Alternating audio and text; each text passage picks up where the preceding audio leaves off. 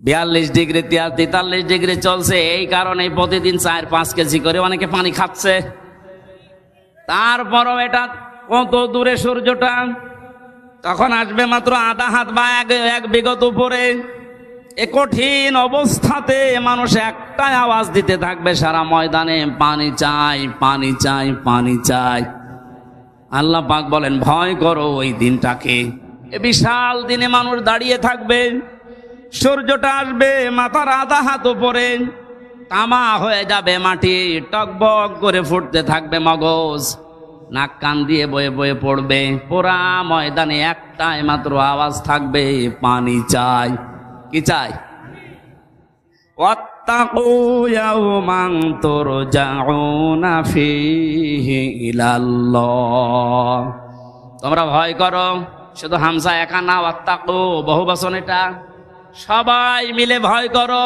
ইয়াওমান, ওই দিনকে, যে দিনের বর্ণনা এতক্ষণে 4-5 মিনিট দিলাম। এত বড় কঠিন ভয়াবহ অবস্থা আল্লাহ ওই দিনে বানাবেন। আমরা যেভাবে গণনা করি 1 2 3 4 5 6 50 আলফা সানা মিম্মা তাউদ্দুন, আল্লাহ বলেন কিয়ামতের একটা দিন হবে দুনিয়ার হিসাবে 50,000 বছরের মতো লম্বা। এ বিশাল দিনে মানুষ দাঁড়িয়ে থাকবে, সূর্যটা আসবে মাথার আধা হাত উপরে, তামা হয়ে যাবে মাটি, টকবক করে ফুটতে থাকবে মগজ, নাক কান দিয়ে বয়ে বয়ে পড়বে। পুরা ময়দানে একটাই মাত্র আওয়াজ থাকবে, পানি চাই। কি চাই? 42 ডিগ্রি 43 ডিগ্রি চলছে। এই কারণে প্রতিদিন 4-5 কেজি করে অনেকে পানি খাচ্ছে। তারপরও এটা কত দূরে সূর্যটা, তখন আসবে মাত্র আধা হাত বা এক বিঘত উপরে। এ কঠিন অবস্থাতে মানুষ একটাই আওয়াজ দিতে থাকবে সারা ময়দানে, পানি চাই, পানি চাই, পানি চাই। আল্লাহ পাক বলেন, ভয় করো ওই দিনটাকে। তুরজাউনা ফীহি ইলাল্লাহ, যেদিন সবাইকে আমি আল্লাহর কাছে ফিরে যাওয়া লাগবে। সুম্মা তুওয়াফা কুল্লু নাফসিম মা কাসাবাত ওয়া হুম লা ইউযলামুন, প্রত্যেককেই তার উজরত পারিশ্রমিক পরিপূর্ণ করে দেওয়া হবে, কারো উপরে আমি আল্লাহ জুলুম করব না। বলেন সুবহানাল্লাহ। এবার আমরা আয়াতের তাফসিরে প্রবেশ করছি। আপনারা আছেন তো, নাকি সাপের কাহিনী শুরু করব? আপনি তাফসিরুল কোরআন মাহফিল লিখে দিয়েছেন, এর জন্য আমরা এইদিকে আগাচ্ছি। ঘড়িটা খুলে এখানে রাখ, আজান দিয়ে দিয়ালে আবার বলেন।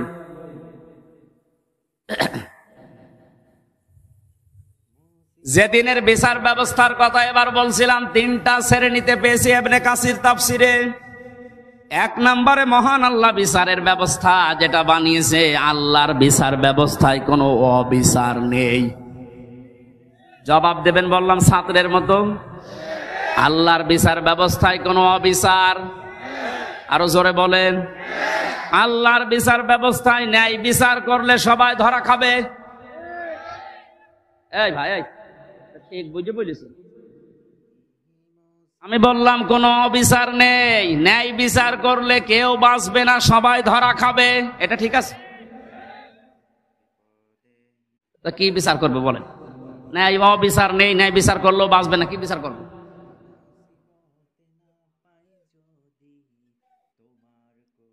আল্লামা ইমাদউদ্দিন রহমাতুল্লাহ আলাইহি তাফসীর করতে গিয়ে আয়াতের ইয়াউমান এই শব্দের ব্যাখ্যায় ভয়াবহতা আগে তিনি উল্লেখ করেছেন। এরপরে বলেন, আল্লাহর বিচার ব্যবস্থায় অবিচার নেই, ন্যায় বিচার করলে তো বাঁচবেন না। আল্লাহর বিচারে একটা জিনিস আছে, উনি যদি দয়া করে মাফ করে দেয় বাঁচা যাবে। কি বুঝলাম? প্রথমে আল্লাহর বিচারে কোনো অবিচার, ন্যায় বিচার করলে কেউ, বলেন বলেন কেন? যদি বলেন ন্যায় বিচার করলেও বাঁচব না, মানে একটা ঘটনা এখানে আমি তাফসিরে দেখেছি। আল্লাহর নবী বলেন, বনি ইসরাইলের এক লোক 1000 বছর হায়াত পেয়ে 1000 বছর সে ইবাদতে ছিল। দিনের বেলা রোজা রাখা অবস্থায় জিহাদের ময়দানে কাটাতো, আর রাতের বেলা সেজদা দিয়ে তাহাজ্জুদের নামাজে। একদিন মনে মনে ভাবতেছে, আমার যে ইবাদত, আমি জান্নাত পেয়ে যাব, আল্লাহর দয়া লাগবে না। আল্লাহ রাব্বুল আলামিন তাকে ঘুমের ভেতর একটা স্বপ্ন দেখিয়েছে, ঘুমের ভেতর এসে দেখছে কিয়ামত কায়েম হয়ে গেছে। মহান আল্লাহ তাকে বিচার করার জন্য ডাক দিয়ে বলছে, বান্দা যা, জান্নাতে চলে যা। লোকটা মনে মনে চিন্তা করে, আমি এত বছর ইবাদত করলাম, আল্লাহ আমাকে একটু থ্যাংক ইউ, ধন্যবাদ, স্বাগতম, শুভেচ্ছা কিছুই দিল না, আরে বলছে যা জান্নাতে চলে যা। একটা কথা হইল, আমি যা করেছি আমার এইটা নিয়েই তো আমি জান্নাত পেতে পারি। আল্লাহ তার মনের অবস্থা বুঝতে পেরে ডাক দিয়ে বলে, বান্দা ফেরেশতারা একে নিয়ে জাহান্নামে যে জায়গায় গরম ওঠে ওই জায়গা দিয়ে একটু ঘুরিয়ে নিয়ে আয়।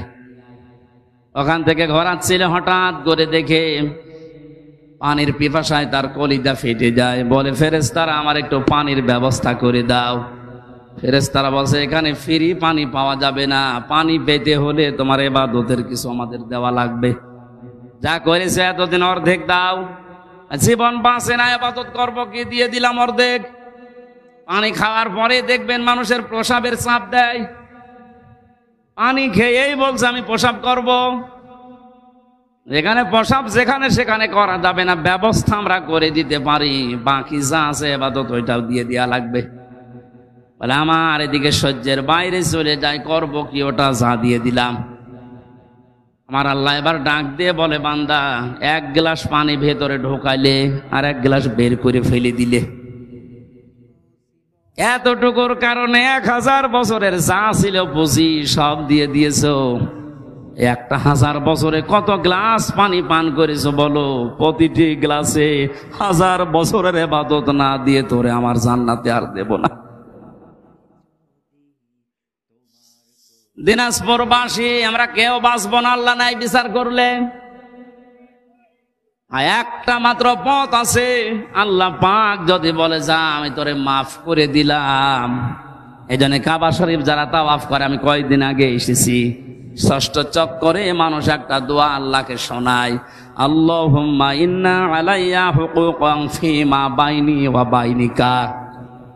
কাবা সামনে নিয়ে বলছে, রব্বুল আলামিন তুমি আমার মালিক, আমি তোমার গোলাম, তুমি মালিক হিসাবে আমাকে যা দেওয়ার দুনিয়ায় সব দিয়েছো, আমাকে নেই থেকে তুমি হামজা বানিয়েছো। আমি তো উল্লেখ করার মতো 33 বছর আগে কিছুই ছিলাম না। 33 বছর আগে আমার মায়ের বিয়ে হয়েছে, 34 বছর আগে। 33 বছর আগে বলেন তো হামজা নামে দুনিয়ায় আমার কোনো অস্তিত্ব ছিল? বলেন বলেন। বাবা মায়ের বিছানায় ছিল, এই জন্য ওখান থেকে আমার আল্লাহ 4 8টা জিনিস বানিয়েছিল। বিজ্ঞান আজ প্রমাণ করছে, ফালে ইয়ানজুরিল ইনসানু মিম্মা খুলিকা মিম্মা ইন দাফিকি ইয়াখরুজু মিন বাইনিস সুলবি ওয়াত তারাইব। আল্লাহ পাক বলে, নজর করে না মানুষকে তার জন্মের দিকে, কি জিনিস দিয়ে আমি আল্লাহ তারে বানালাম। বাবার স্ফলিঙ্গ দিয়ে দ্রুত গতিতে যে পানিটা বের হয়ে চলে আসে, এখান থেকে 40,000 মানুষ তৈরি হওয়ার ক্ষমতা ওই বীর্যের ভেতরে থাকে। এগুলো যেতে থাকে মায়ের রেহেমের ভেতরে, জরায়ুর দয়ালের সাথে ধাক্কা লেগে হয়তো অনেকে পড়ে যায়, শেষ পর্যন্ত যেতে পারে না। আমি আল্লাহ দয়া করে তোকে ওখানে পাশ করিয়ে হামজা বানানোর জন্য পৌঁছিয়ে দিয়েছি।